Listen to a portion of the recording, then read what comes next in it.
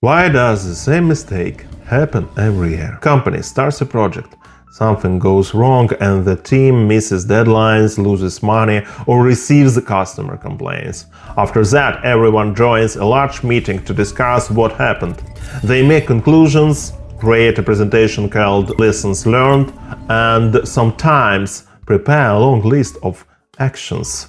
A year later, a similar project begins with new people, a new chat, a new folder, and another series of meetings. After several months, the team makes almost the same mistake again. The company discussed the problem, but it did not build a way to remember the lesson. A shared drive or lessons learned folder cannot solve the problem by itself. A company needs a system that connects knowledge with daily work.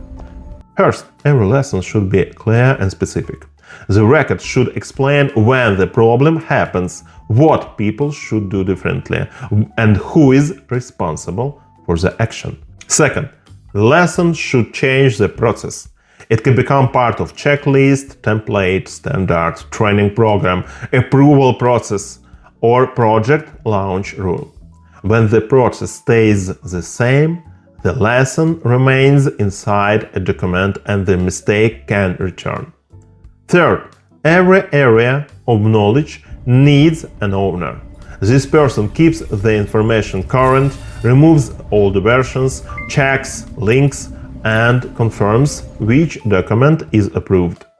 Fourth, employees should receive knowledge when they need it. Before a project starts, the team should see similar project, knows risks, previous decisions, tested solutions, and experts who have already solved the same type of problem.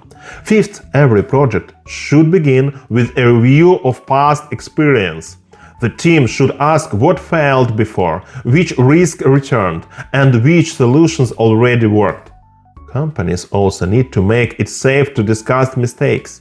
When every failure leads to blame, people hide details and the knowledge base fills with weak phrases such as improve communication, increase control, or be responsible. After every major project, the company should answer 4 questions.